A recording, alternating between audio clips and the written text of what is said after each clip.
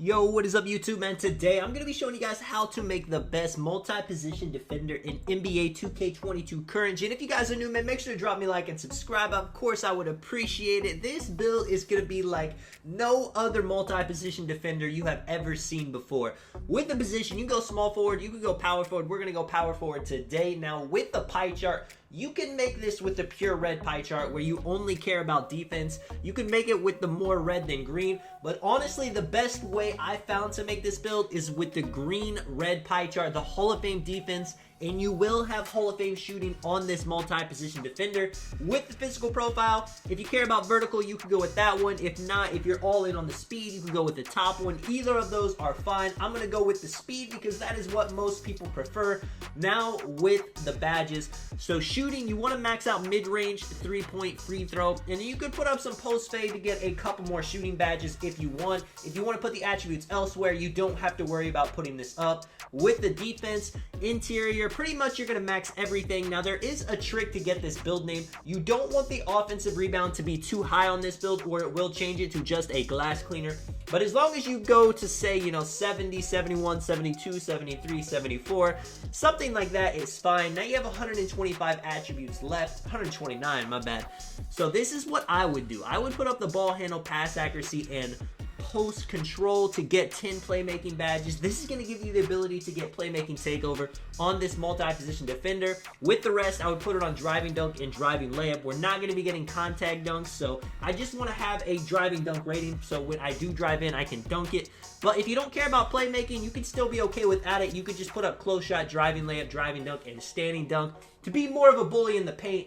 So either way is fine, but this is what I would go with. Playmaking, have driving dunk. You'll be able to do everything on the court. The ball handle is going to be in the 60s by the time we're done with the build. That is definitely enough to dribble with the build. With the height, you can go 6'9", you can go 6'8". With the weight, we want to have at least a 70 interior defense, so I would just go down until it goes to the 70. At that point, there's not really any reason to go much lower. There's not really any reason to go higher. Yeah, you can get more strength. Yeah, you can get more speed, but you do want to have interior defense on this build. You're going to be playing as a big most of the time with the wingspan, so you can't go max or it changes it to a glass cleaner. But if you go 1 up from default, 2 up from default, you see you still get the name multi-position defender, and you have the choice of rim, playmaking, sharp, and glass. Now, rim takeover and glass takeover are both very comp takeovers. If you don't want people to know you could shoot, I would recommend putting those on. You're going to get a lot of wide open shots. Playmaking takeover, if you just want to have fun, if you want to break ankles as a multi-position defender, then I would go with that. But if you really want to confuse people, then you could go sharp, and it's going to be super effective because you have the Hall of Fame shooting badges on this build. They won't know if you can actually, they won't know what you are. It'll confuse them. They won't know if you can actually shoot if it's a troll build, but trust me, you will be knocking down everything. Looking at everything at 99 overall. Remember, everything gets a +4, so you're going to have a 77 driving dunk, a 76 three-pointer. The ball handle will be a 67, which is almost 70, which is very decent. Playmaking takeover activated. We'll put it over the 70 threshold.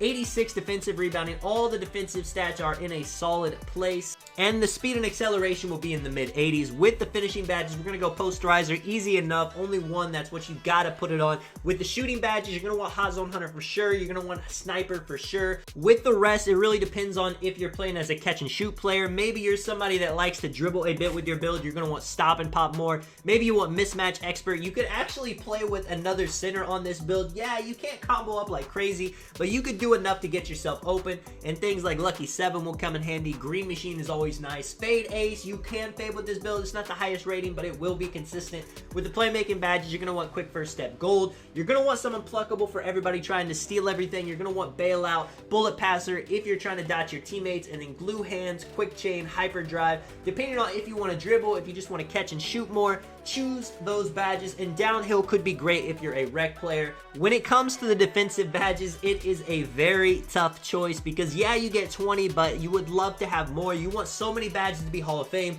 I mean, you're going to want Brick Wall Hall of Fame to knock people over if you're doing pick and roll, pick and pop. If you're just playing ISO ball, of course, you don't need Brick Wall. You can put it on other places. You're going to have a steal rating, so Pickpocket, Interceptor, both be nice. Intimidator, Rim Protector. Usually those are 2 badges you always want to have Hall of Fame. Rebound Chaser, you're going to be, pretty athletic. You're 6'8". You will be a horse with this build, with Clamps, with Menace. That's more of on ball. If you're just playing as the big man guarding bigs, they may not be as important, but you're going to want to have them on. Things like Pogo Stick, Post Move Lock, lockdown if you're playing the ones with this build, man. Let me know what you guys think. This is Tonic. I'll catch you guys in the next one. I'm out. Peace.